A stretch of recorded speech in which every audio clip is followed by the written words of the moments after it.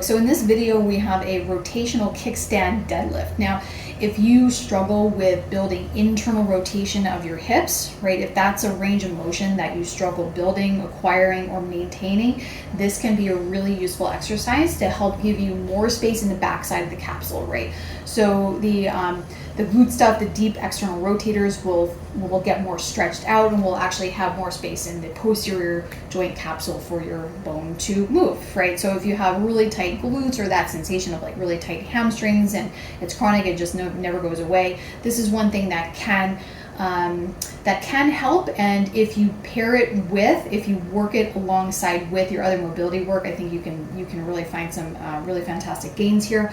Now, as you progress, you can hold some weight in your hand, but this is plenty of work without the weight. So just be wise with what you choose when you start. Okay, you'll probably need this more on one side than the other. That's what I find with my clients. A lot of people need it more on the left than the right, but it really just depends. This is really great work to do on both sides, but if you find that you have a very big asymmetry between your left and right, try to do it a little bit more frequently on the side that feels tighter perhaps, or more restricted, or whatever adjective you want to use to describe what you're feeling. All right, so we're going to take one heel against the wall. I'm going to start on my left leg, so my right heel is on the wall. My left foot is away from the wall enough so I feel like I have even weight between the front, back, and middle part of my foot. We're going to bend the knee a little bit here because I don't want the knee to snap straight, because we actually want to teach your hip how to extend and work with your foot to push yourself up and down. All right, so we're going to keep the knee in front of the ankle in that case. And then we're going to hinge our butt back towards the wall, okay? So largely what I want is a slight untucking of the tailbone, right? From the side, if we tuck the tailbone under like that and then untuck it, that's more of what I want right now, more of an anterior tilt or sort of a neutral position. We're going to hinge forward and then let this other hip drop towards our standing foot, okay? So from the front, it's going to look like this, like we're on a diagonal. My left hip point is up here, my right hip point is back here.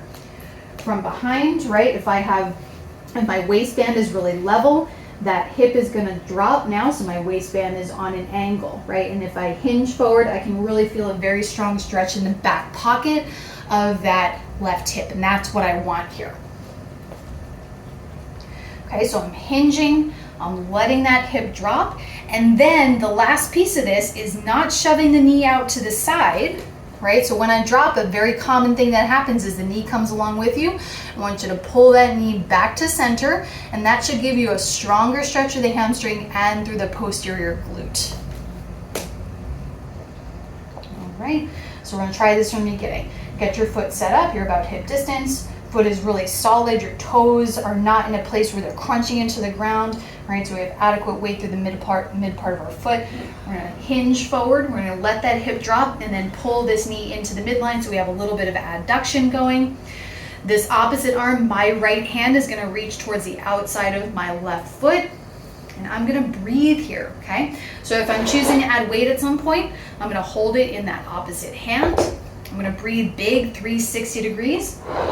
Keep your foot planted on the floor for the first few times you do this, and then as you progress, we're gonna push into the front part of the foot and float the heel just like a credit card's width away from the floor. It's not a calf raise, okay? It's just a hover, okay? Keep the weight on the inside of your foot through the big toe mound. Keep your knee in front of your ankle, and keep your sit bone pulling back, right? Keep your hips shifting to the left in this case, right? Because I'm on my left foot, and I'm gonna breathe here. Big breath in. Relax breath out. I'm gonna try to keep my face and neck and jaw relaxed. I'm gonna keep the weight into the big toe mound, not my big toe, but the stuff right underneath that, because I want my toes to be chill here. I don't want them to overwork. About 10 more seconds.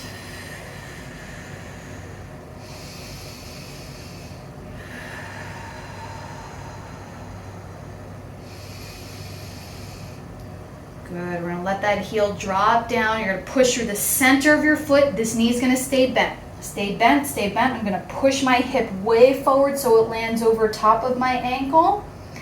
My knee is gonna straighten at the very last minute. And that's it, folks. We should feel a lot of work through the foot and a lot of work through the glute. And those two are really talking to each other now.